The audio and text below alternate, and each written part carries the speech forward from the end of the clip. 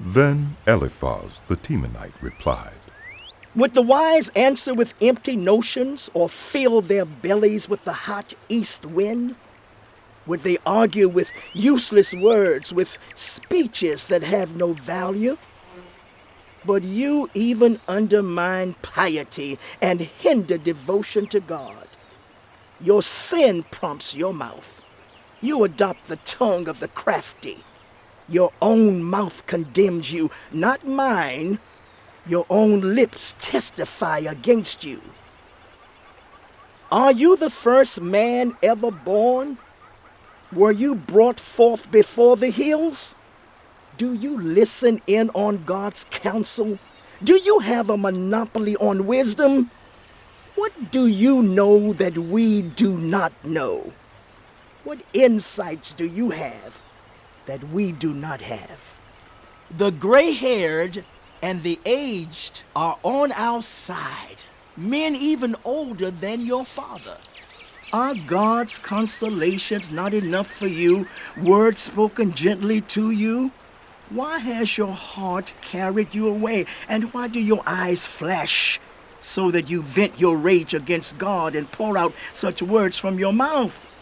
What are mortals, that they could be pure, or those born of woman, that they could be righteous? If God places no trust in his holy ones, if even the heavens are not pure in his eyes, how much less mortals who are vile and corrupt, who drink up evil like water? Listen to me, and I will explain to you. Let me tell you what I have seen, what the wise have declared, hiding nothing received from their ancestors, to whom alone the land was given when no foreigners moved among them. All their days the wicked suffer torment, the ruthless through all the years stored up for them. Terrifying sounds fill their ears. When all seems well, Marauders attack them. They despair of escaping the realm of darkness. they are marked for the sword. They wander about for food like vultures. They know the day of darkness is at hand. Distress and anguish fill them with terror. Troubles overwhelm them like a king poised to attack, because they shake their fists at God and vaunt themselves against the Almighty, defiantly charging against him with thick, strong shields. Though their faces are covered with fat and their waists bulge with flesh, they will inhabit ruined towns and houses where no one lives, houses crumbling to rubble. They will no longer be rich, and their wealth will not endure, nor will their possessions spread over the land. They will not escape the darkness. A flame will wither their shoots, and the breath of God's mouth will carry them away. Let them not deceive themselves by trusting what is worthless, for they will get nothing in return. Before their time they will wither, and their branches will not flourish. They will be like a vine stripped of its unripe grapes, like an olive tree shedding its blossoms. For the company of the godless will be barren, and fire will consume the tents of those who love bribes. They conceive trouble and give birth to evil. Their womb fashions deceit. Then Job replied, I have heard many things like these. You are miserable comforters, all of you. Your long-winded speeches never end. What ails you that you keep on arguing? I also could speak like you if you were in my place. I could make fine speeches against you and shake my head at you.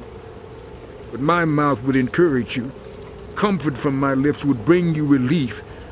Yet if I speak, my pain is not relieved, and if I refrain, it does not go away. Surely, God, you have worn me out. You have devastated my entire household. You have shriveled me up, and it has become a witness. My gauntness rises up and testifies against me.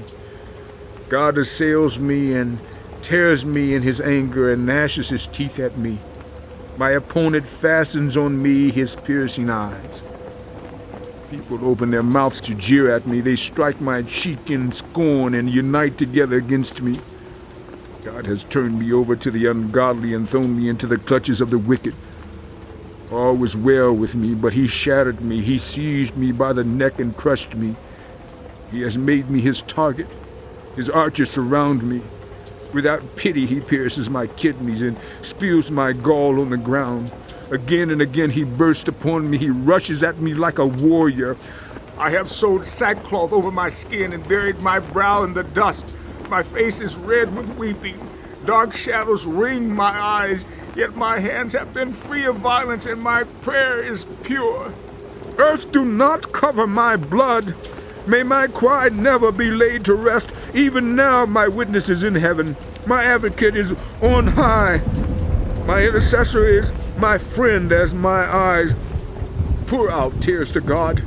On behalf of a human being, he pleads with God as one pleads for a friend. Only a few years will pass before I take the path of no return. My spirit is broken. My days are cut short. The grave awaits me. Surely mockers surround me. My eyes must dwell on their hostility. Give me, O God, the pledge you demand. Who else will put up security for me? You have closed their minds to understanding, therefore you will not let them triumph. If people denounce their friends for reward, the eyes of their children will fail. God has made me a byword to everyone, a man in whose face people spit. My eyes have grown dim with grief.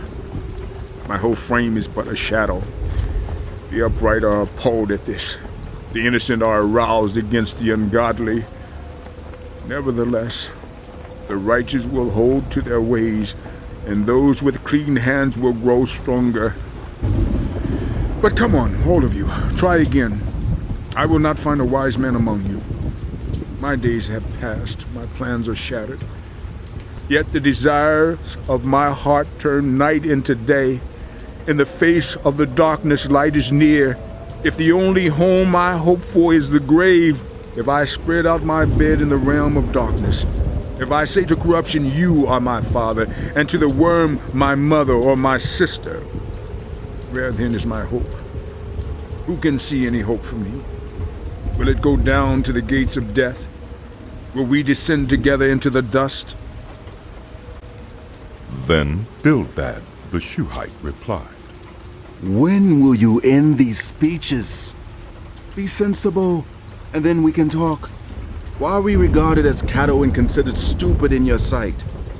You who tear yourself to pieces in your anger, is the earth to be abandoned for your sake? Or must the rocks be moved from their place? The lamp of a wicked man is snuffed out, the flame of his fire stops burning.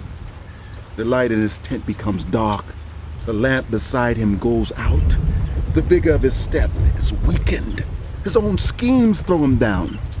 His feet thrust him into a net. He wanders into its mesh. A trap seizes him by the heel. A snare holds him fast. A noose is hidden for him on the ground. A trap lies in his path. Terrors startle him on every side and dog his every step. Calamity is hungry for him. Disaster is ready for him when he falls. It eats away parts of his skin. Death's firstborn devours his limbs. He is torn from the security of his tent and marched off to the king of terrors. Fire resides in his tent. Burning sulfur is scattered over his dwelling. His roots dry up below and his branches wither above. The memory of him perishes from the earth. He has no name in the land. He is driven from light into the realm of darkness and is banished from the world. He has no offspring or descendants among his people. No survivor where once he lived. People of the West are appalled at his fate. Those of the East are seized with horror. Surely such is the dwelling of an evil man. Such is the place of one who knows not God. Then Job replied, How long will you torment me and crush me with words? 10 times now you have reproached me. Shamelessly you attacked me. If it is true that I have gone astray, my error remains my concern alone. If indeed you would exalt yourselves above me and use my humiliation against me, then know that God has wronged me and drawn his net around me. Though I cry violence, I get no response. Though I call for help, there is no justice. He has blocked my way so I cannot pass. He has shrouded my paths in darkness. He has stripped me of my honor and removed the crown from my head. He tears me down on every side till I am gone. He uproots my hope like a tree. His anger burns against me. He counts me among his enemies. His troops advance in force. They build a siege ramp against me and encamp around my tent. He has alienated my family from me. My acquaintances are completely estranged from me. My relatives have gone away. My friends have forgotten me. My guests and my female servants count me as foreigner. They look on me as a stranger. I summon my servant, but he does not answer, though I beg him with my own mouth. My breath is offensive to my wife. I am loathsome to my own family. Even the little boys scorn me. When I appear, they ridicule me. All my intimate friends detest me. Those I love have turned against me. I am nothing but skin and bones. I have escaped only by the skin of my teeth. Have pity on me, my friends. Have pity, for the hand of God has struck me. Why do you pursue me as God does? Will you never get enough of my flesh? Oh, that my words were recorded, that they were written on a scroll, that they were inscribed with an iron tool on lead or engraved in rock forever. I know that my Redeemer lives, and that in the end he will stand on the earth. And after my skin has been destroyed, yet in my flesh I will see God. I myself will see him with my own eyes. I, and not another. How my heart yearns within me. If you say, how we will hound him, since the root of the trouble lies in him, you should fear the sword yourselves. For wrath will bring punishment by the sword, and then you will know that there is judgment. Then Zophar the Naamathite replied, My troubled thoughts prompt me to answer, because I am greatly disturbed. I hear a rebuke that dishonors me, and my understanding inspires me to reply. Surely you know how it has been from of old, ever since people were placed on the earth, that the mirth of the wicked is brief, the joy of the godless lasts but a moment. Though his pride reaches to the heavens, and his head touches the clouds, he will perish forever, like his own dung. Those who have seen him will say, Where is he? Like a dream he flies away, no more to be found, banished like a vision of the night. The eye that saw him will not see him again.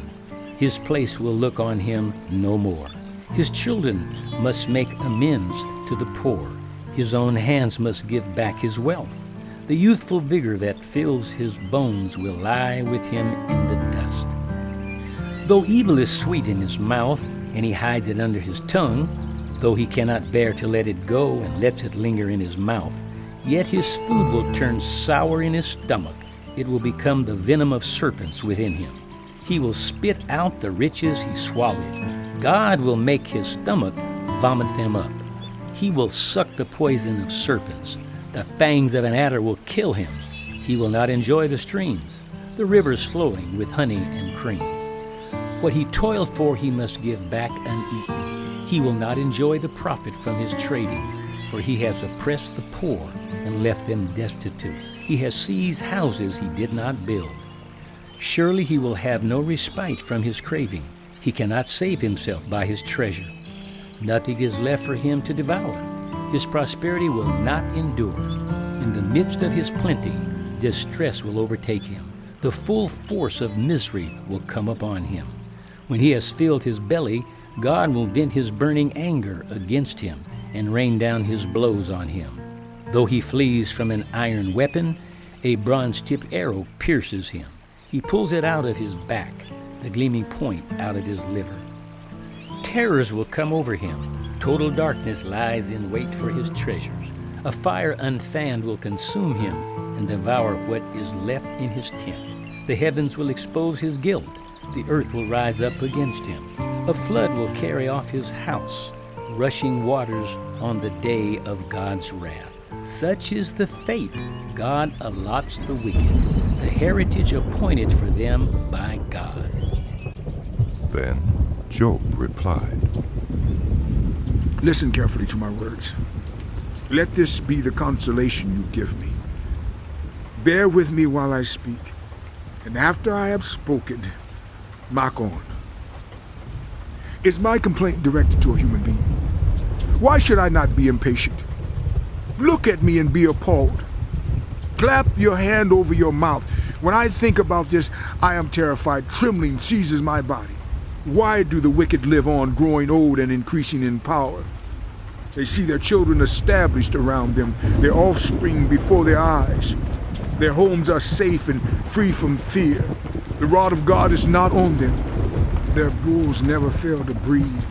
Their cows calve and do not miscarry. They send forth their children as a flock. Their little ones dance about. They sing to the music of timbrel and lyre. They make merry to the sound of the pipe. They spend their years in prosperity and go down to the grave in peace. And yet they say to God, leave us alone. We have no desire to know your ways. Who is the Almighty that we should serve him? What would we gain by praying to him? But their prosperity is not in their own hands, so I stand aloof from the counsel of the wicked. Yet how often is the lamp of the wicked snuffed out? How often does calamity come upon them, the fate God allots in his anger? How often are they like straw before the wind, like chaff swept away by a gale? It is said God stores up the punishment of the wicked for their children. Let him repay the wicked, so that they themselves will experience it. Let their own eyes see their destruction. Let them drink of the wrath of the Almighty. But what do they care about the families they leave behind when their allotted months come to an end? Can anyone teach knowledge to God, since he judges even the highest? One person dies in full vigor, completely secure and at ease, well-nourished in body, bones rich with marrow. Another dies in bitterness of soul, never having enjoyed anything good. Side by side they lie in the dust, and worms cover them both. I know full well what you are thinking, the schemes by which you would wrong me.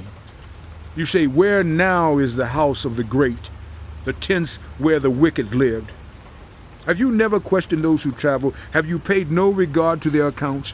That the wicked are spared from the day of calamity? That they are delivered from the day of wrath? Who denounces their conduct to their face? Who repays them for what they have done? They are carried to the grave, and watch is kept over their tombs. The soil in the valley is sweet to them. Everyone follows after them, and a countless throng goes before them. So how can you console me with your nonsense? Nothing is left of your answers but falsehood.